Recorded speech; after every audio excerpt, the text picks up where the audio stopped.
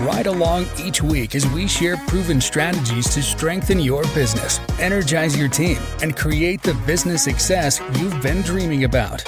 And now, here's your host, Rich Allen. What promises should you be making to each and every customer? Welcome to the Ultimate Business Tune-Up Podcast, where our one and only goal is to help you tune up your business so you can have the long-lasting success and fulfillment that comes from owning a solid, profitable, and sustainable business. Each week, we dive deep into a single topic related to improving your business, improving your team engagement, or improving your relationship with your customers. This week, I want to challenge you about the promises you make or should be making to those who use your products or services. But before we dive into the topic, I need to explain something that's been bugging me a bit.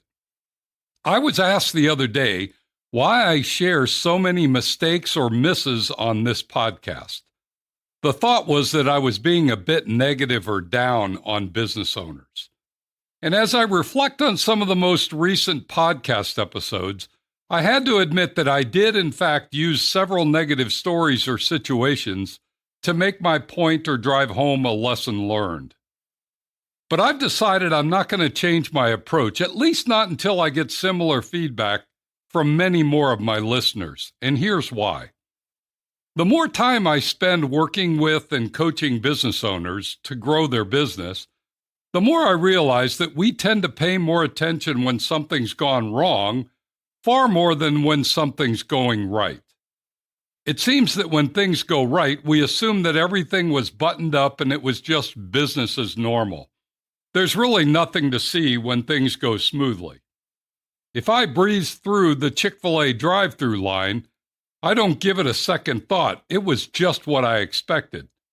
But if I get in the Chick-fil-A drive-thru line and it takes me 10 minutes to place my order and pick up my food, I'll be talking about it all day long and be analyzing what got screwed up or went wrong.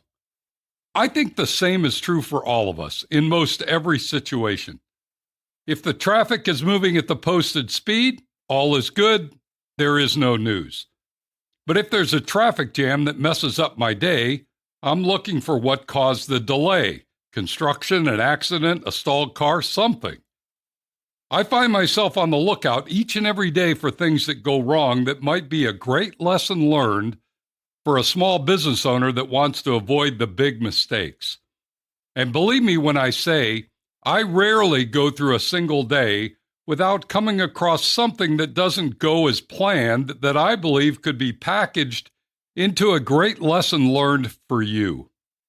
So, without asking for your forgiveness, I'd like to share with you something that happened recently that made me want to address this subject today.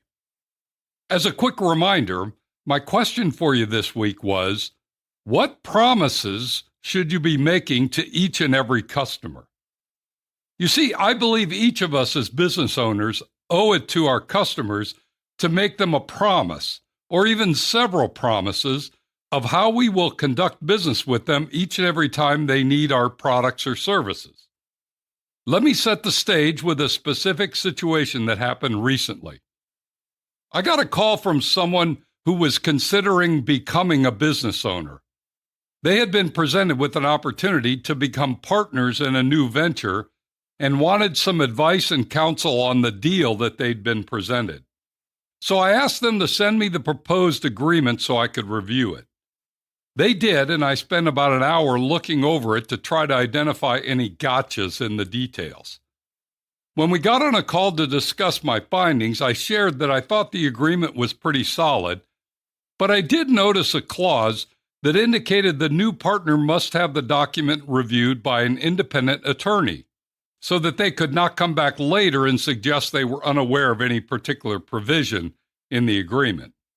Since this person didn't have a business attorney relationship, I recommended that they find one in their local area and ask them to review the document for them. They took my advice, found a local attorney, and sent them the 20-plus page document. A few days later, they had a brief phone call with the attorney, who pointed out a few items of interest or concern, but found nothing out of line. Then about 10 days later, this new soon-to-be business owner got an email from the attorney with an invoice for $5,355. They were shocked. Over $5,000 for a quick document review? When they looked at the detail of the invoice, they found that they were charged $148 to send an email and $397 for a 30-minute phone call. They called me in tears. They wanted to know if I had expected the bill to be this high for the review. And I was beside myself, in disbelief at the cost and angry at the attorney for not giving this soon-to-be business owner some sense of what they should expect for their help. This is the moment I decided to make this into a podcast episode. You see, this future business owner will be skeptical of business attorneys from now on. They'll assume they're going to get an invoice any and every time they pick up the phone to have a conversation with one. And who could blame them? But sadly, many of your customers have similar fears. In fact, I know it's true in some industries, which is why I'm a firm believer that as a business owner, we should take the time to make a few promises to each and every customer we deal with. These promises should address the biggest fears they have when they think about doing business with someone in your industry. Let me give you a very real example. One of my earliest clients was a husband and wife team who wanted to start their own residential plumbing business. As we started working together, one of the first exercises we spent time on was to make a list of the top fears, concerns, frustrations, or disappointments a typical residential homeowner would have with the idea of hiring a plumber. We brainstormed a long list of concerns, then we whittled them down to just a few, the big ones, the ones that really got under the skin of a typical homeowner. In the end, we landed on 3 big concerns. They were, number 1, when they call for an appointment, the plumber rarely shows up on time and they waste their entire day waiting for them. Number 2, when the plumber starts to do their repair, they open the project and it grows and grows and grows until it becomes so big and expensive that the homeowner wishes they had found a different solution. And number 3, when the plumber leaves, the place where they were doing the repair is trashed, dirty, wet, and requires some serious cleaning before being able to be used again. So we then asked, could we make a guarantee that these things would never happen when they called their plumbing company? It was a big ask, but after some discussion and thought, we agreed to make this the guarantee that they would make to each and every customer.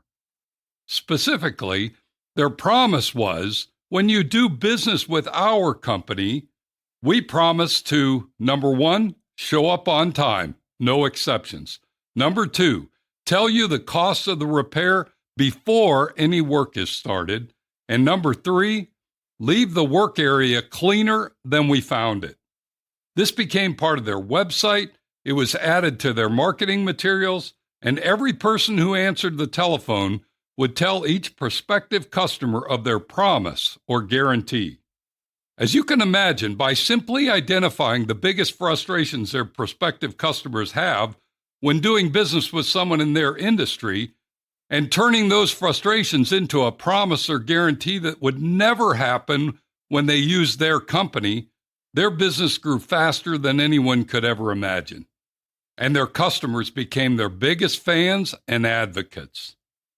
Fast forward 15 years, this husband and wife team had built a plumbing business from 2 team members and 1 truck to over 50 team members and 25 trucks, and a large corporation made an offer to acquire their plumbing business and asked the husband and wife to help them set up hundreds of franchise locations across the U.S.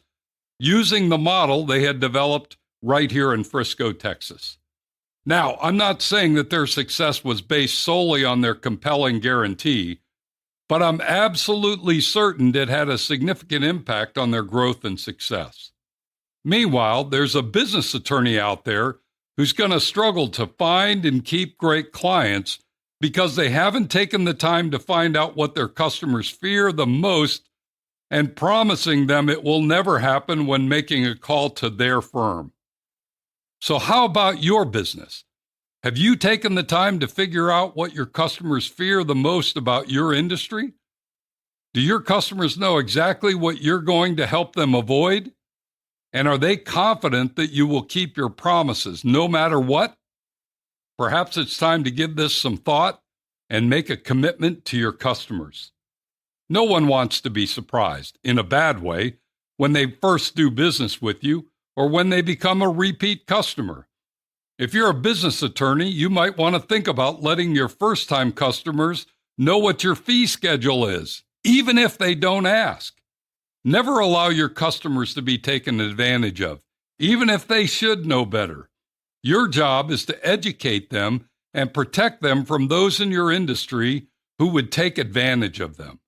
Do this, and you'll have customers for life, guaranteed. If you'd like to discuss this further or bounce around a few ideas on how to incorporate a guarantee into your business, don't hesitate to reach out and ask. I'd enjoy brainstorming ideas that would fit well and protect the prospects and customers you've worked so hard to win over. Now, before we go, 2 quick asks. Share this podcast with your fellow business owners. I'm trying to get these free business tips to as many business owners as possible. I want every business owner to be successful, and this is my gift to you and to them. Thanks for passing this along. And lastly, please leave a review on this podcast. The more thumbs up this podcast gets, the more it will be found when someone's stuck or struggling and looking for advice. Your review can help make this happen. Thanks for joining me today. Be sure to tune in next week when we're going to discuss defining your ideal avatar. You won't want to miss it. Meanwhile, if you have a question, suggestion, or would simply like to connect, shoot me an email at rich@tourtoprofit.com. Now go make it a great week, and whatever you do, ride hard. Thank you for listening to the Ultimate Business Tune-Up. Make sure you subscribe so you don't miss any future episodes. In the meantime, find more resources at tourtoprofit.com and connect with Rich by sending a message to rich@tourtoprofit.com. Until next time, ride hard.